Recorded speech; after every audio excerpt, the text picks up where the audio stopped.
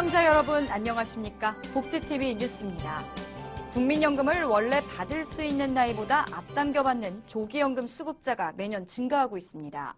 우리나라 중고령자의 생활이 불안하다는 뜻인데요. 박정인 기자입니다. 조기연금을 신청하는 수급자들이 증가하는 것으로 나타났습니다. 복지부가 국회에 제출한 2015년도 국민연금급여지급 사업 예산안을 보면 지난 2009년 조기연금 수령자는 전체 수급자의 8.5%였고 2010년 9.2%, 2012년 11.7%, 2013년 14.2%, 그리고 지난해는 14.8%로 매년 급증하는 것으로 나타났습니다. 복지부에 따르면 이 같은 추세가 계속된다면 내년에는 노령연금을 받는 전체 수급자가 인구 100명당 15명이 조기연금 수급자가 될 것이라고 설명했습니다. 특히 조기연금 수급자가 증가하는 것은 그만큼 우리나라 중고령자의 생활이 힘들다는 뜻입니다. 문제는 원래 받을 수 있는 연금액보다 상당히 줄어들어 노후소득 보장 수준이 매우 낮아진다는 것입니다. 결국 이러한 현상은 조기연금 수급자들에게 당장의 도움을 줄 수는 있지만 장기적으로는 국민의 노후 생활 안정에 바람직하지 않다는 것입니다. 은퇴 후 소득도 없고 연금도 없는 이른바 소득 크레바스 기간을 넘을 수 있는 복지제도 정비가 절실합니다. 복지TV 뉴스 박정인입니다. 경기도가 전국 17개 광역시도 가운데 유일하게 올해 장애인 관련 예산을 삭감한 것으로 나타났습니다. 서울시와 부산시, 전남도 등 16개 광역시도의 예산이 전년 대비 증가한 것과 달리 경기도만 유일하게 삭감된 예산으로 경기도의회 김광성 의원은 경기도지사와 공무원들은 전국 최하위 장애인 복지 수준에 대해 문제의식과 책임의식을 가져야 한다고 말했습니다. 현재 임신부의 산전 초음파 검사에 드는 비용은 개인이 모두 지불해야 하는데요. 이런 부담을 덜어주고자 임신부 산전 초음파 검사에 건강보험을 적용하는 방안이 추진됩니다. 보건복지부와 국민건강보험공단은 임신부 초음파 검사 급여 적용에 대해 논의 중이라고 밝혔습니다. 전문가들은 임신 기간 중 5회 내외의 초음파 검사를 받을 것을 권하고 있지만 임신부 1명당 평균 10회 이상 검사를 받고 있는 것으로 알려졌습니다. 건보공단 관계자는 지금까지 건강보험 혜택이 특정 연령층에 집중되는 경향이 있어 생애주기별 필수 의료에 대해 보장성을 강화하는 차원에서 산전 초음파 급여화를 검토하게 됐다고 설명했습니다. 수어를 독립된 언어로 인정하는 한국수어법 제정 촉구를 위한 전국농인 걸기대회가 열렸습니다. 한국농아인협회는 지난 11일 서울 여의도 이룸센터 앞에서 농인들은 교육과 취업, 일상생활 등 삶의 모든 영역에서 차별을 겪고 사회적 소외계층이 되고 있다며 수어를 음성언어와 동등한 자격의 공식 언어로 인정하는 한국수어법이 제정돼 농인의 의사소통과 정보 제공에 기반을 마련해야 한다고 주장했습니다. 이어 지난해 10월 한국수어법은 발의됐지만 현재까지도 국회 계류 중이라며 조속한 논의를 통한 법 제정이 이루어져야 한다고 강조했습니다. 지난 11일 광주광역시에서 제6회 장애인 먼저 실천 증진대회가 열렸습니다.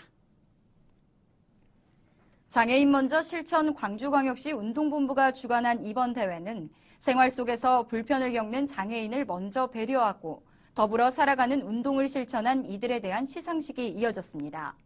이날 장병환 본부장은 아직까지도 우리 사회에는 여러 가지 차별이 존재하고 배려가 부족하다며 사랑의 온도를 높여 장애인이 소외감을 느끼는 마음의 턱을 없애 진정한 선진 복지사회로 나아가자고 전했습니다.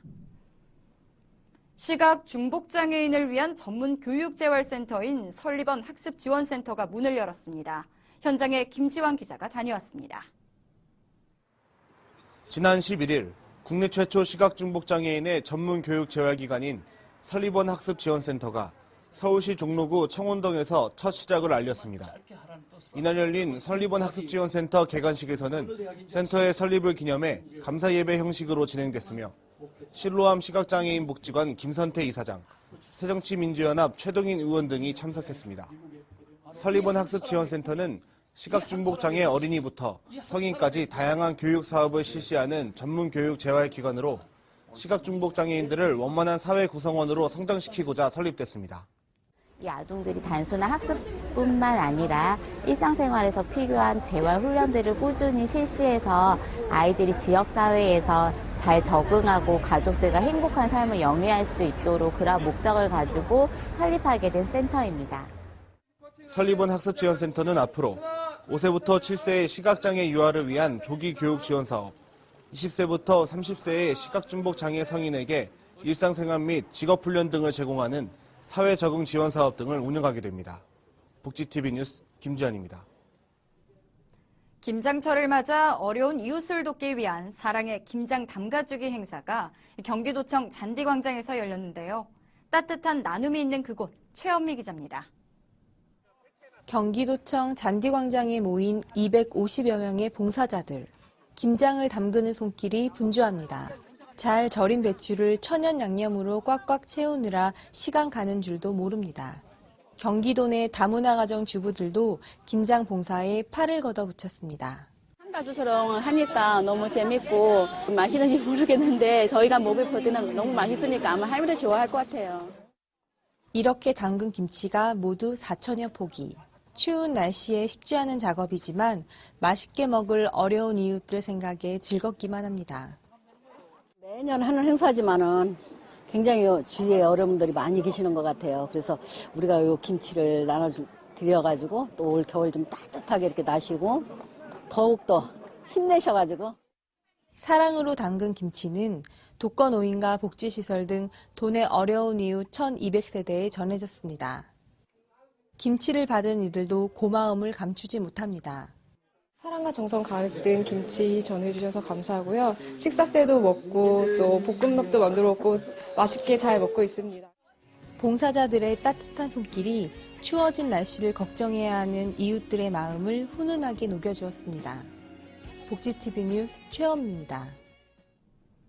경기도 고양시 최성시장이 프랑스 최대 사회적 기업인 그룹 SOS를 찾아 고양시와의 협력 방안을 논의했습니다. 박정인 기자입니다.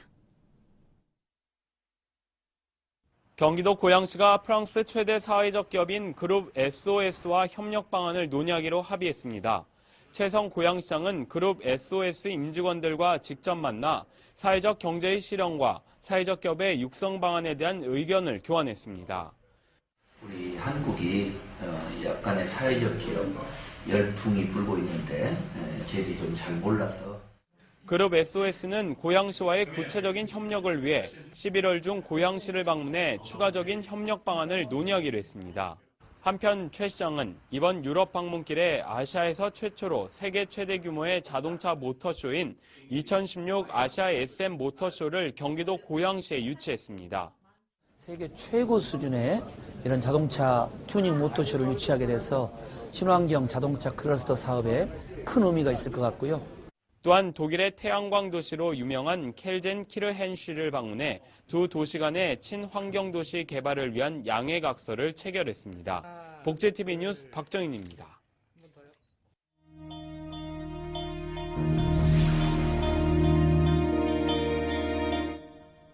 이어서 간추리 뉴스를 전해드립니다. 경기장애인권익문제연구소가 지난 11일 경기도 교육청 정문에서 장애인 학교폭력 피해자 대책 마련을 촉구하는 기자회견을 가졌습니다. 연구소는 지난 5월 경기도 용인의 한 중학교에서 지적장애 남학생이 동급생들에게 허리에 담뱃불로 지짐을 당했지만 경찰이 증거 불충분으로 수사를 종결한 사건과 관련해 사건의 진실규명과 교육감 면담을 요청하는 공문을 전달했습니다. 한국장애인단체 총연맹이 13일부터 이틀간 제16회 전국장애인 지도자 대회를 개최합니다. 이번 대회는 전국의 장애인단체 지도자들이 한자리에 모여 박근혜 정부의 장애인 복지 공약 이행 정도를 점검하기 위한 자리입니다. 장애인 일자리 창출을 위한 장애인 취업, 생산품 판매 홍보 박람회가 오는 14일 포항시청에서 열립니다. 이번 박람회에는 구인업체와 장애인 생산품 판매시설 등이 참가하며 이외에도 장애인 혈압, 당뇨 검사, 임의용 서비스, 먹거리 장터 등이 마련됩니다. 사랑의 달팽이의 제10회 클라리넷 앙상블 정기연주회가 열렸습니다. 사랑의 달팽이 클라리넷 앙상블은 청각장애 유소년 연주단으로 이날 공연은 바이올리니스트 박지혜 씨 등 국내 음악인들이 재능기부 형식으로 참여한 공연이 펼쳐졌습니다. 농림축산식품부에서 주최한 제1회 행복마을 만들기 콘테스트에서 경남도 내 4개 시군이 수상했습니다. 먼저 합천군은 시군 부문에서 전국 1위인 금상을, 함양군 안심마을이 소득체험 부문에서 은상을, 함안군 강주마을이 경관 환경 부문의 동상을, 거창군 오산마을이 문화복지 부문에서 농림축산식품부 장관상을 수상했습니다. 경남도는 앞으로도 자발적인 주민 참여를 통한 마을 만들기 사업을 추진한다는 계획입니다.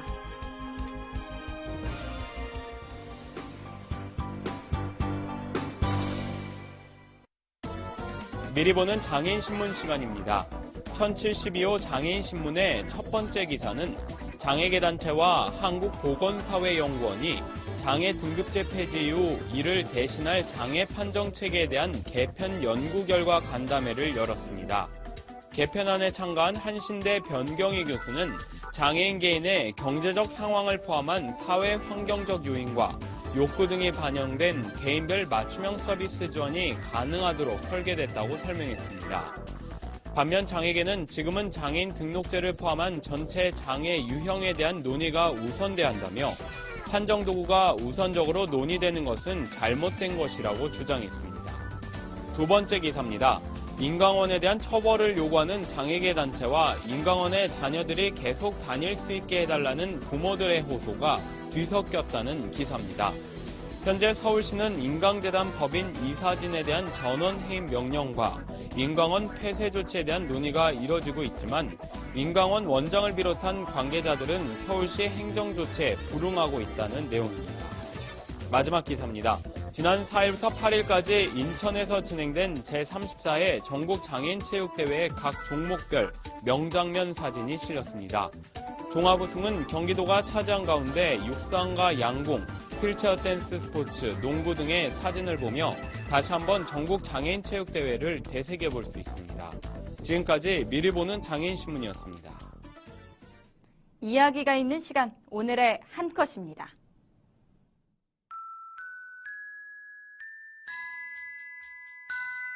어느 날 계단 대신 설치된 작은 경사로.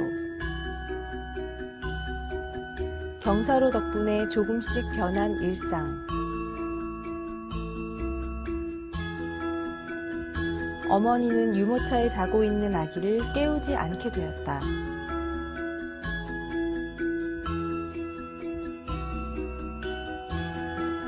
할머니는 보행기구를 좀 더 편히 사용하게 되었다.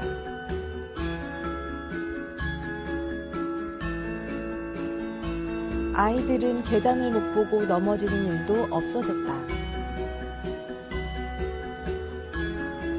남학생은 무거운 여행 가방을 편하게 이동시킬 수 있게 됐다.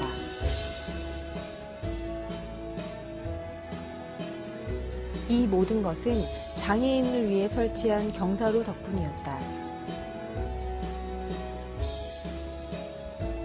장애인을 위한 작은 관심, 결국 모든 사람을 위한 것이 된다. 장애인의 편의를 위해 설치된 경사로로 많은 사람들이 편리하게 이동하는 모습. 만화뿐만 아니라 실생활에서도 그런데요. 장애인을 위한 배려는 특별하고 수고로운 것이 아니라 우리 생활 곳곳에 작은 변화가 만들어낸다는 사실을 보여주는 것 같습니다. 복지TV 뉴스를 마칩니다. 시청해주신 여러분 고맙습니다.